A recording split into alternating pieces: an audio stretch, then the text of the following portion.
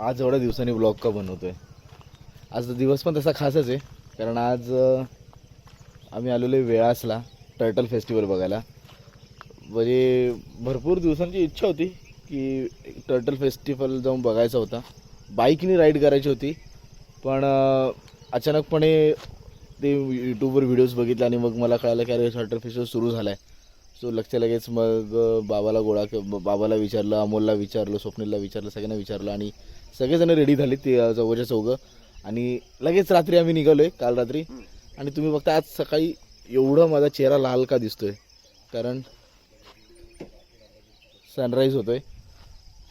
पहिल्यांदा सनराईज बघतोय सकाळ, कारण बीचच्या ठिकाणी येऊन, कारण ह्याच्या अगोदर कधीच सनराईज बघितला नव्हता. कारण बीचवर आम्ही कधी सकाळी उठून गेलोच नाही, कारण अशा वेळ कधी आलीच नाही.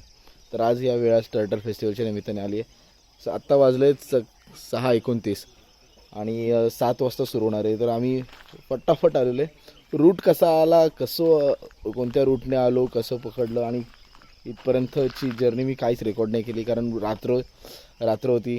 आम्ही रात्रीची जर्नी करून आलो आहे. सो आणि एवढं थकलेलो होतो, त्याच्यामुळे झोपलेलो. सगळेजण चौघजण आम्ही ड्राईव्ह करत होतो, अर्ध सगळे असे. आणि मग आम्ही पोचलो आता इथपर्यंत. आता इथून पुढची जर्नी मी शूट करेन आणि आपण बघू ती कशी आहे. वेळासला पोचताना सगळ्यात पहिल्यांदा आपल्याला बघा हा असा एक ब्रिज लागतो. ह्या ब्रिजवर आपल्याला गाड्या उभ्या कराव्या लागतात. आणि इथं ते आहेत ते काका, तिकडं ते 100 रुपये फीससुद्धा घेतात. पण आय थिंक ते ऐच्छिक आहे, ज्यांना द्यायचे ते देऊ शकतात, ज्यांना नाही द्यायचे ते नाही पण देऊ शकतात. आता ह्या ब्रिजवरून उतरून इथंही पाऊलवाट लागते. इथून असं चालत आपल्याला बीचपर्यंत जायचं आहे. तर आता आपण जाऊया बीचवर. हळूहळू बीच दिसायला लागलेला आहे. त्या वाटेतून चाललो आहे, याशी वाट, आणि समोर दिसतोय तो बीच. आणि आमच्याकडे एक जुना व्लॉगर आहे, आम्ही ट्रॅव्हलर, प्रमोशन केलेलं आहे. आणि आता बीचवर टर्टल फेस्टिवल 7 वाजता सुरू करणार आहेत. सो त्यांच्या वेबसाईटवर 6चं टायमिंग आहे, पण आता इथं आल्यावर इथं गाववाल्यांना मी विचारलं तेव्हा ते 7चं टायमिंग बोललेत. तर आता 7च्या टाईमनुसार सुरू होतं आहे की नाही बघूया. इंटरेस्टिंग असणार आहे, अमेझिंग असणार आहे. कासवाची छोटी छोटी पिल्लं जे त्यांचं संवर्धन करतात आणि नंतर त्यांना मग ते स्वतःहून समुद्रात नेऊन सोडतात. तर ते कसं सोडतात ते बघण्यासारखं आहे. मी सांगण्यात मजा नाही आहे, बघण्यात मजा आहे. आपण डायरेक्ट जाऊन बघूया. पर्यंत आता पोचलेलो आहे जिथे कासवांचं संवर्धन करतात. इकडे तर आता तिथे जाऊन दाखवतो की कसं त्यांना ठेवलेलं असतं. नागरिकांसाठी काही सूचना आहेत त्या इथे. आणि हे तुम्ही बघाल तर या अशा छोट्या छोट्या टोपल्या ज्या तुम्हाला दिसत आहेत, या टोपल्यांच्या खाली खड्डा खणलेला असतो आणि त्या खड्ड्यात ती अंडी ठेवलेली असतात. तर जेव्हा त्यातून ती पिल्लं बाहेर येतील तेव्हा ती पिल्लं ही इथं ग्रीन कलरचे जे घमेले दिसत आहेत ना, 1 मिनिट, असं हे बघा, इथे या ग्रीन कलरच्या घमेल्यांमध्ये त्या पिल्लांना ठेवतात. आणि मग ही घमेली घेऊन ते इथूनच असे बीचवर जातात. आणि त्या बीचवर पुन्हा तिथे एक नेट तयार केलेले आणि त्या नेटच्या इथं त्या पिल्लांना सोडतात आणि तिकडे त्यांची एक प्रकारे रेस लावतात. आता काका जे आलेत, हे काका ही बादली घेऊन आलेत. या बादलीमध्ये पिल्लं घ्यायचे. त्या मगाशी सांगितल्याप्रमाणे त्या हिरव्या घमेल्यामध्ये पिल्लं घेणार आणि ह्याच्यातल्या प्रत्येक टोपल्या ते उचलून बघणार.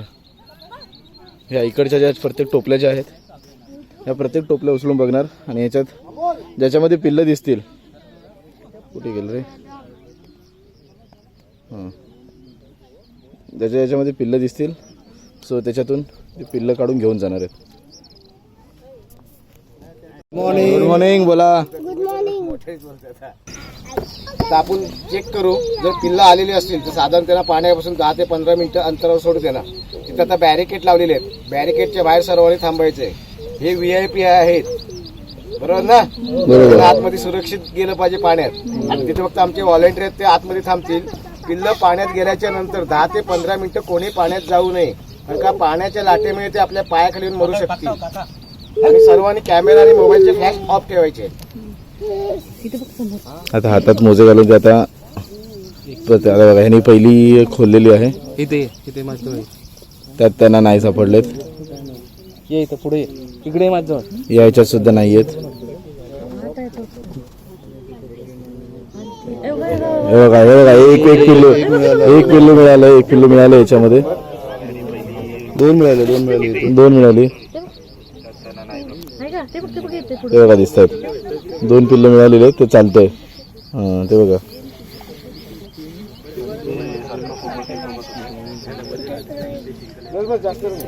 आता त्यांनी ह्या घमेल्यामध्ये थोडीशी रेती घेतली आणि ते रेतीमध्ये आता ते पिल्लं ठेवत आहेत.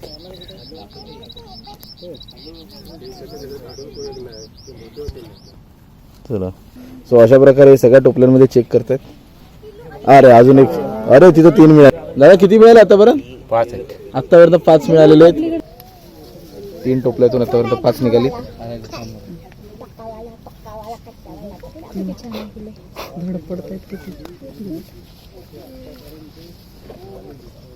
त्या टोपल्यात नाही, ह्या टोपल्यात नाही.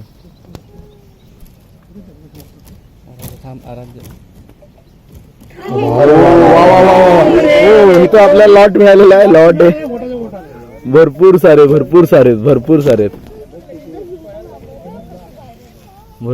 मिळालेले आहेत. ते बघा ते वेचतायत कसे.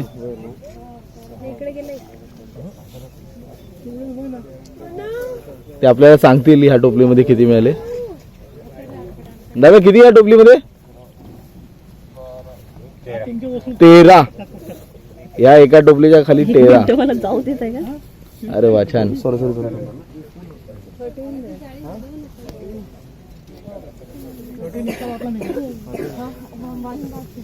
प्लस ते 5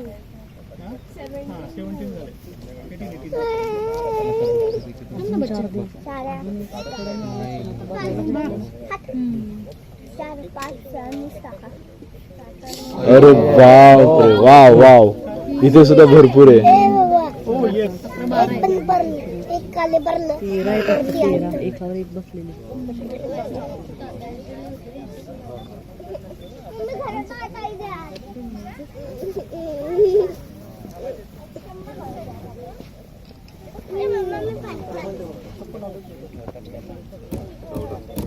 चौदा ह्या टोपलीतून 14. इथं तर भरपूर मिळाले. बापरे ही जास्त आहेत.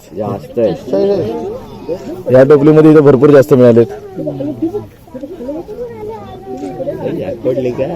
जॅकपॉट आज लकी आहेत आपण भरपूर.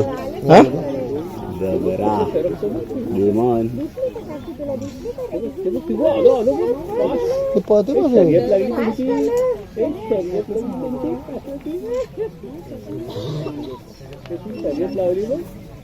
या टोपलीतून किती मिळत आहेत ते कळेल आता.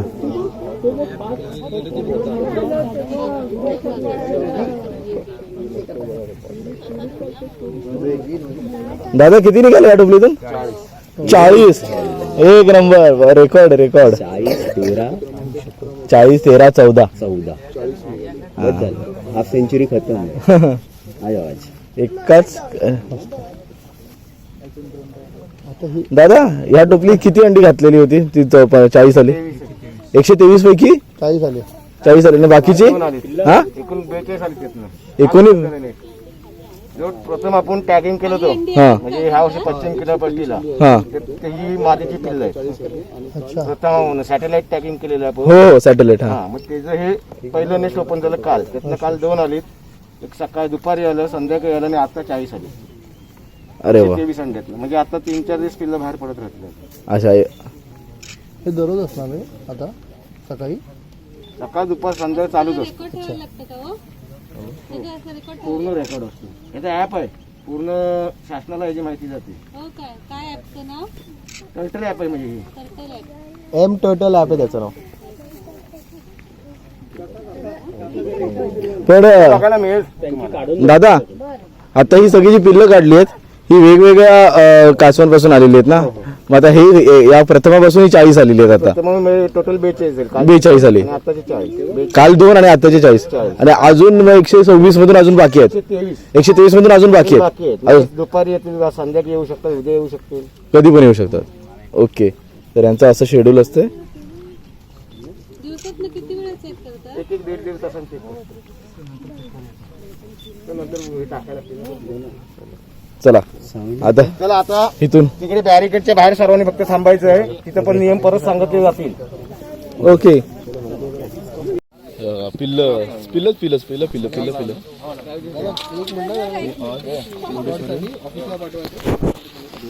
वाव. ठीक आहे. एक मिनिट मुलांना पण बघू दे जरा प्लीज प्लीज सर एक मिनिट रिकॉर्ड के लिए वो सेंड करना है. तुमचा फोटो आजच्या पेपरात. चला आता ह्यांना घेऊन आपण तिथं समुद्रकिनारी जाणार जिथं यांची आता रेसिंग लागेल. ही एवढी सगळं पब्लिक आलेली आहे बघायला. सगळ्यांच्या हातात कॅमेरे आणि फक्त त्या बेबी स्टेप्स कॅप्चर करायला. आता त्या बेबी स्टेप्स आपण कॅप्चर कशा करताय ते बघूया.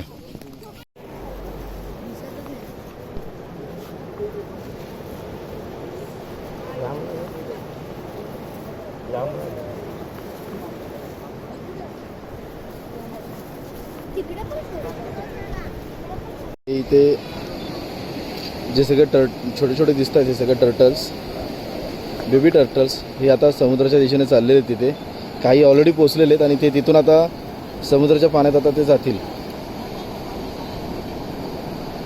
गेले. सर्वांची छानशी अशी रेस चाललेली आहे. अजून काही तिथं मागेच आहेत, ते तिकडे दिसत आहेत.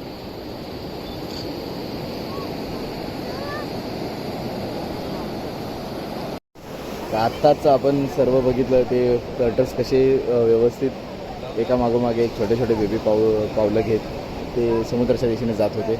इथं त्यांच्यावर फ्लॅश वगैरे करायला मनाई आहे, फ्लॅश नाही करत सगळं. आणि हे जे हे नेट वगैरे जे सगळं त्यांनी दोऱ्या बांधलेल्या आहेत त्या दोऱ्यांच्या आतमध्ये आपण जायचं नसतं. त्याच्या बाहेरूनच आपल्याला जे काही शूट करायचे फोटो काढायचे ते काढू शकतो आपण. आणि आता इथून पुढे हे सर्व झाल्यानंतर प्रत्येक 1-1.5 तासानंतर ते पुन्हा जाऊन ते तिकडे बास्केट चेक करणार. त्या बास्केटच्या आतमध्ये अंडी दिलेली होती त्या कासवांनी. सो त्याच्यातून पिल्लं बाहेर आलेत की नाही हे दर 1-1.5 तासानंतर चेक केलं जातं. आज सकाळची बॅच ही 7व्या पहिल्या बॅचला एवढी जास्त आपल्याला कासव बघायला म्हणजे अनएक्सपेक्टेड आहे. तर आता इथं हे जे आहेत हे इकडचे मेन आहेत, मोहन सर म्हणून म्हणतात त्यांना.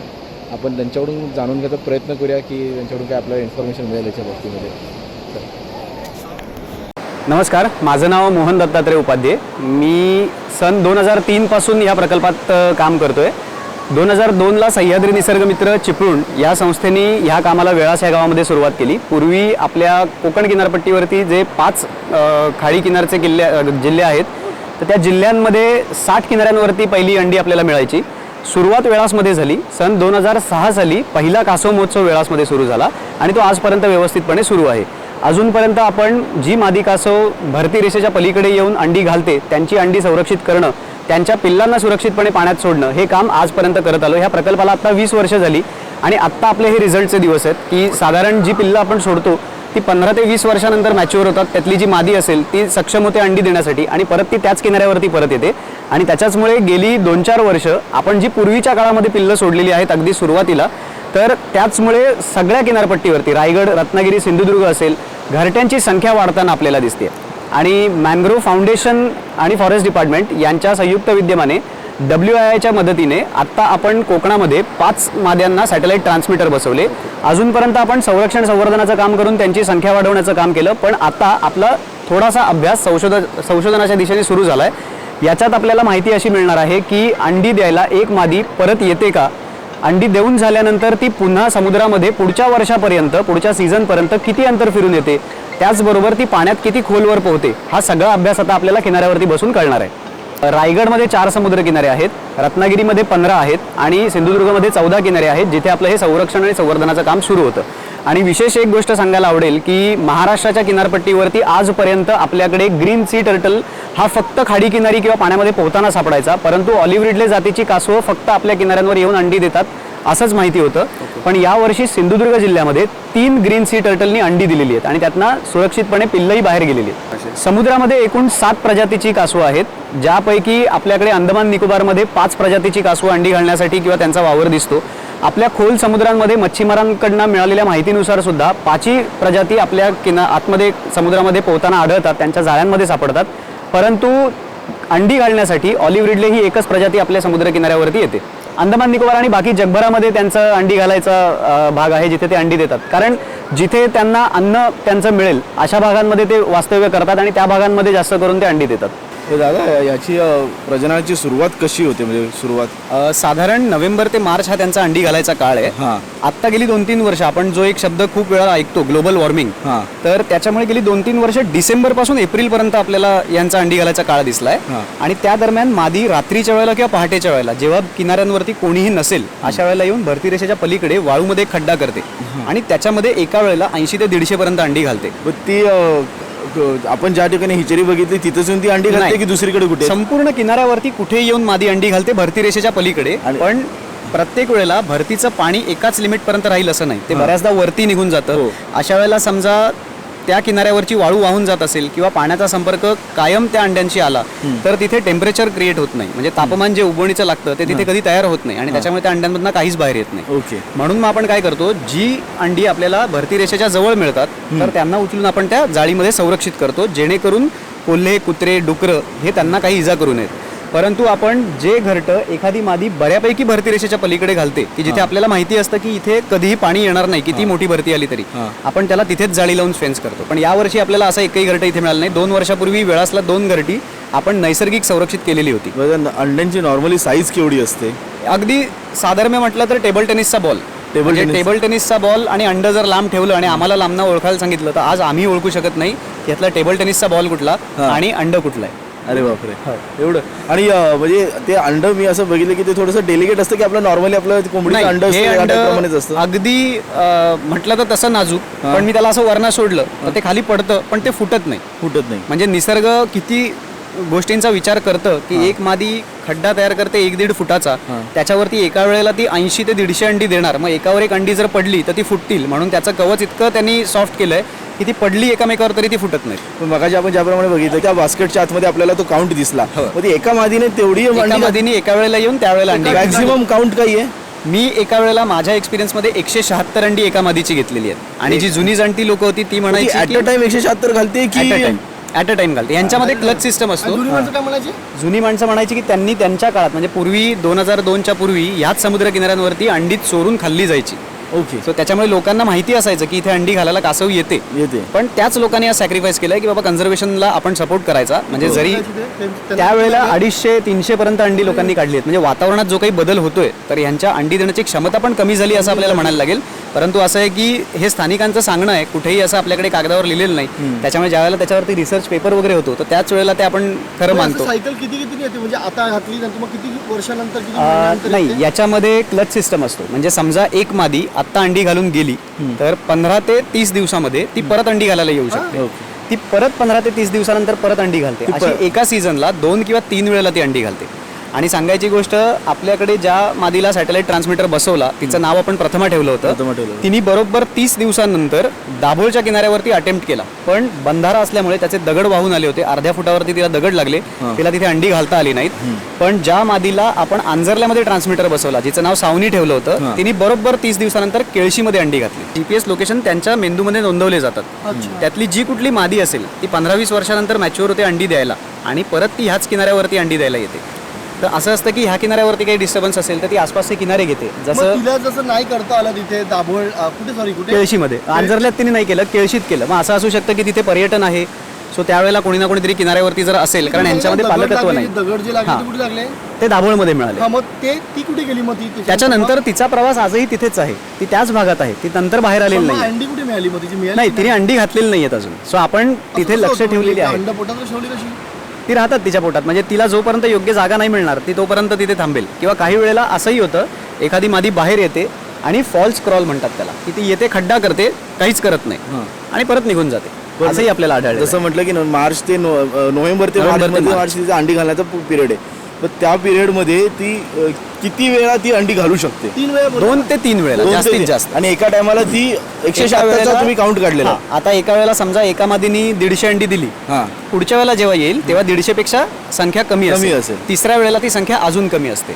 आणि ते नर आणि मादीचं काय ते त्याचं आहे? याच्यामध्ये असं आहे की नर हा शक्यतो जन्मल्यानंतर परत किनाऱ्यावरती येत नाही. तो एकदा पाण्यात गेला की परत किनाऱ्यावरती येत नाही, असं काही रिसर्च पेपरमध्ये लिहिलेलं आहे. मादी फक्त मोठी झाल्यानंतर ती अंडी घालण्यासाठी म्हणून समुद्र किनाऱ्यांवरती येते बाहेर. पण ते बेबी जी जन्माला आली ती नर आणि मादी हे कशावरून दिसतं? साधारण टेम्परेचरवरती ते ठरतं. वातावरणाचं म्हणजे टेम्परेचर जर कमी असेल, लो असेल, तर अशा वेळेला जन्माला येणारे नर असतात. पण ते समुद्रातलं की बाहेर? नाही, बाहेरचं. उबवणीच्या वेळेला जे तापमान असेल अंडी उठताना त्यावेळेचं तापमान जर कमी असेल, म्हणजे थंडीचा काळ असेल, तर त्यावेळेला वाळू थंड असते. अशा वेळेला जन्माला येणारे हे जास्त करून नर असतात. जसं जसं तापमान वाढत जातं त्यावेळेला जे जन्माला येतात त्या माद्या असतात. मग तुम्ही सेफली सांगू शकता की जे आता सोडले ते सगळे नर होते? नाही, आत्ता आपण सांगू शकत नाही, पण त्याच्यासाठी आत्ता आपला एक काही मॅनग्रोव्ह फाउंडेशन फॉरेस्ट डिपार्टमेंटकडनं काही मुलं आत्ता इथे म्हणजे विद्यार्थी PhD करतायत, ज्याचा अभ्यास त्या घरट्याचं तापमान किती आहे याच्यावरती चालू आहे. त्याच्यामुळे काही मशीन्स तिथे आपण ठेवलेली असतात की अख्खं नेस्ट संपल्यानंतर त्यानंतर त्या मशीनचा डेटा आपल्याला कळतो की ह्या घरट्याचं तापमान किती होतं. मग त्यावरून आपण सांगू शकतो की याच्यात नर किती आणि मादी. गिव्हन की जर का जास्त वातावरण असेल तर मादा होईल आणि कमी असेल तर नर होते. अच्छा, हे क्लिअर आहे. असे रिसर्च पेपर आहेत की ज्याच्यामध्ये हा अभ्यास केलेला आहे. जसं आपण पुरुष आणि स्त्री मधला आपण फरक ओळखू शकतो की नर आणि मादी मधला का असतो, ह्यांच्यामधला फरक आपण पिल्लांच्या बाबतीत म्हणजे ज्या वेळेला ते पिल्लांच्या अवस्थेत असतात तोपर्यंत ह्याच्यातला नर आणि मादीचा फरक ओळखता येत. किती वर्षानंतर? जेव्हा ते मोठे होतात 15-20 वर्षांनी, जसं मी म्हटलं मादी मॅच्युअर होते, त्यावेळेला मादी आकाराने मोठी असते, नर आकाराने लहान असतो आणि मादीची शेपटी ही साधारण तिच्या कवचात 1-2-4 इंचापर्यंत बाहेर दिसू शकते. नराची शेपटी अर्ध्या फुटापर्यंत बाहेर दिसते. पण हे फक्त ह्याच तुम्ही ज्या ऑलिव्ह रिडले स्पीशीजच्या बाबतीत असं नाही की समुद्री कासवांमध्ये हे दिसून येतं. सर्व समुद्री कासवांमध्ये असंच दिसून येतं. ऑलिव्ह रिडले पहिलं, त्यानंतर ग्रीन सी टर्टल, हॉक्सबिल आहे, लॉगरहेड आहे आणि लेदरबॅक आहे. लेदरबॅक हे समुद्री कासवातलं सगळ्यात मोठं. They can carry human being also. मी असं म्हटलं जातं की पूर्वी अशी लोक म्हणजे जुन्या गोष्टी आपल्याकडे ज्या ऐकलेल्या आहेत की एखादा दगड म्हणून त्याच्यावर बसले, लोकांनी काही शिजवलं आणि गरम लागलं म्हणून तो दगड हालायला लागला, तर त्यावेळेला म्हणजे एक असं आपण म्हणू शकतो की ते लेदरबॅक असेल, कारण ते पूर्ण त्याची पाठ काळी असते, पांढरे डॉट्स आणि पांढऱ्या लाईनी असतात त्याच्यावरती. पण या सगळे टर्टल्सच ना? हे सगळे टर्टल्स नाही, समुद्रामध्ये टर्टल्स, सी टर्टल्स. आणि काय रिझन आहे की आपलं Maharashtra is more preferred over southern? वरती भारताच्या सगळ्या किनारपट्ट्यांवरती ही कासवं अंडी घालतात, परंतु आपल्याकडे गेली अनेक वर्ष हा जो कासव महोत्सव झाला तर फॉरेस्ट डिपार्टमेंटला जनरली ओळखलं जातं की ते झाडं तोडतायत किंवा असं करतात, म्हणजे नाण्याची दुसरी बाजू कधी बघितली जात नाही. पण ज्या पद्धतीने वनविभागाने हे काम सुरू केलं, स्थानिकांना पाठिंबा दिला, कारण एखादं असं भाग की जिथे अंडी चोरून खातात त्याच लोकांना हे कन्झर्वेशनचं काम शिकवणं ही एक खूप मोठी चॅलेंज असते. बरोबर.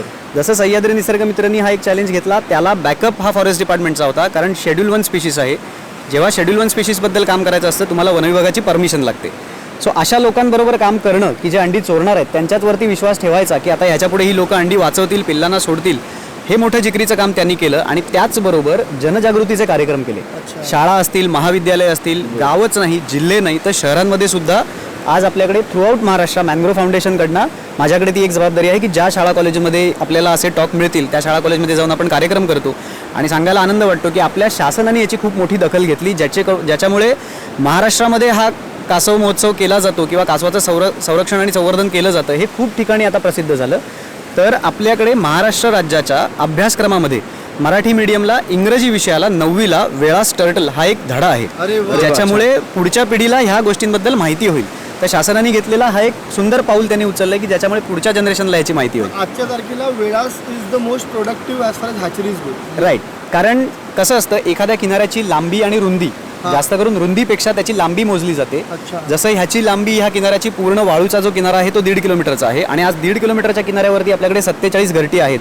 तसे बाकीचे जे किनारे आहेत जसं हरिहरेश्वर असेल, आंजर्ले असेल, 1.5, 2, 3 किलोमीटरचे आहेत, पण तिथे कम्पॅरेटिव्हली 16, 17, 5, 7 अशी घरटी आहेत. तर त्याच्यामुळे आत्ता ही जी वाळूचं टेक्स्चर आपण पाहतो किंवा इथे जे पार्टिकल्स आहेत वाळूचे, काळ्या रंगाची ब्लॅक कलरची सँड आहे, हे तिच्यासाठी नेस्टिंगला चांगलं. आणि सगळ्यात महत्त्वाचं, कुठल्याही प्रकारचं वाळूवरती टुरिझम आपण केलेलं नाही. इथे सँडबाईक्स आणत नाही, घोडागाडी चालत नाही, त्यानंतर पॅराग्लायडिंग नाही. किनाऱ्यावरती जर अशा ॲक्टिव्हिटी झाल्या तर ती वाळू दबली जाते, ज्याच्यामुळे मादीला खड्डा करता येत नाही. आणि अशा गोष्टी असल्यानंतर तुमच्याकडे दिवसा रात्री पर्यटन होत जातं. किनाऱ्यांवरती लाईट येतात, त्याच्यामुळे तुम्ही पाहिलं असेल की तुम्हाला गावाच्या जवळ गाड्या लावाव्या लागतात आणि तिथून चालत यायला लागतं. कुठल्याही प्रकारे लाईट इथे ठेवलेली नाहीत, किनाऱ्यांवरती कुठली घरं नाहीत. हा वेळाचा समुद्र किनारा पूर्णपणे कासवांच्या घरट्यांसाठी संरक्षित केलाय गावातल्या लोकांनी. समुद्रामध्ये जायचे कारण तिथे चंद्र दिसायचा म्हणून, आणि बिकॉज लाईट्स यायला लागले म्हणून ते ना उलट्या दिशेने जायला लागले. हे खरी गोष्ट आहे. बरोबर. जिथे ते मरायला नाही, त्यांची गाडी खाली येणं वगैरे हे व्हायला लागलं. जिथे जिथे किनारपट्टीला बांधकामं झाली तर तिथे तुम्ही म्हणालात तसं की एक तर हे होरायझनच्या दिशेला जातात, क्षितिज त्यांना कळतं, पाण्याची व्हायब्रेशन्स कळतात, त्या दिशेने ते वाटचाल करतात. पण उजेड जर आला तर उजेडाच्या दिशेला ती जायला सुरुवात करतात. आणि जेव्हा किनाऱ्याजवळ अशी हॉटेल किंवा काही होतात, बऱ्याचदा त्यातली काही पिल्लं उजेडाच्या दिशेला जातात. त्याच्यात होतं असं की त्यांची एनर्जी आपण खूप इथेच वेस्ट करतो, कारण इथून परत लाईटच्या दिशेला जाणं आणि कळल्यानंतर पुन्हा पाण्यापर्यंत जाणं, त्याच्यात त्याचा प्रवास बराच होतो. पाण्यामध्ये कम्पॅरेटिव्हली तशी त्यांची मेहनत कमी होते, कारण ते पोहतात त्याच्यामध्ये किंवा पाणी त्यांना ढकलत असतं. इथे जोपर्यंत ते स्वतःहून चालत नाही तोपर्यंत त्यांना वाळू काही पुढे आणणार नाही आहे. तर त्याच्यामुळे शक्यतो कुठल्याही किनाऱ्यांवरती जिथे असे उजेड किंवा लाईट्स किंवा पर्यटन नसेल अशा किनाऱ्यांना ही कासवं जास्त प्रिफर करतात अंडी घालण्यासाठी. एक फक्त शेवटचा प्रश्न विचारतो की हा वेळासच का फेमस आहे? म्हणजे आंजर्लेला पण होतंय, हरिहरेश्वरला होतं, केळशीला होतंय, पण वेळासच का फेमस झालाय? आणि सगळीकडे वेळास टर्टल फेस्टिवल आणि म्हणून वेळासला सगळीजण येतात, तिकडे का कोण जात नाहीये? कसं होतं की 2002 साली सगळ्यात पहिल्यांदा हा प्रकल्प वेळास गावात सुरू झाला. या गावाने खूप चांगला पाठिंबा दिला आणि ज्या वेळेला कासव महोत्सव करायचा असतो, स्थानिक लोकांची एक टीम असावी लागते की इथे आल्यानंतर क्राऊड कंट्रोल करणं, इथे लोकांची राहायची जेवायची व्यवस्था करून देणं. बाकी किनाऱ्यांवरती पर्यटन हे पहिल्यापासून आहे, पण वेळास हे गाव पूर्वी नकाशावरती कधी लोकांना माहितीही नव्हतं. पण असं एक नवीन गाव रायगडमध्ये दिव्यागर जवळ एक वेळास आहे आणि हे रत्नागिरीतलं बानकोट वेळास म्हणून ओळखलं जातं, कारण ही खाडी जी आहे ती बानकोटची खाडी आहे. तर त्याच्यामुळे असं झालं की लोकांना माहीत नसलेलं गाव, आणि त्यानंतर जे सगळ्यात जास्त आवडतं ते एक असा किनारा जिथे कुठल्याही प्रकारची ऍक्टिव्हिटी बीचवरती नाही, आणि असा किनारा की ज्याच्यावरती तुम्ही शक्यतो 5-10 माणसांच्या पलीकडे माणसांना बघत नाही. फक्त फेस्टिवलच्या वेळेला पिल्लं सोडतो त्यावेळेला इथे गर्दी असते. त्यामुळे लोकांनीच, म्हणजे जसं गावातल्या लोकांचा सहभाग होता ह्या कन्झर्वेशनमध्ये, आलेल्या पर्यटकांचा सहभाग होता की त्यांना ही गोष्ट आवडली आणि म्हणून त्यांनी वेळाचं नाव जास्त वरती घेतलं. छान. थँक्यू दादा, तुम्ही दिलेल्या भरपूर चांगल्या माहितीबद्दल. थँक्यू. ओके, आपण भेटू पुन्हा एकदा. Nice meeting.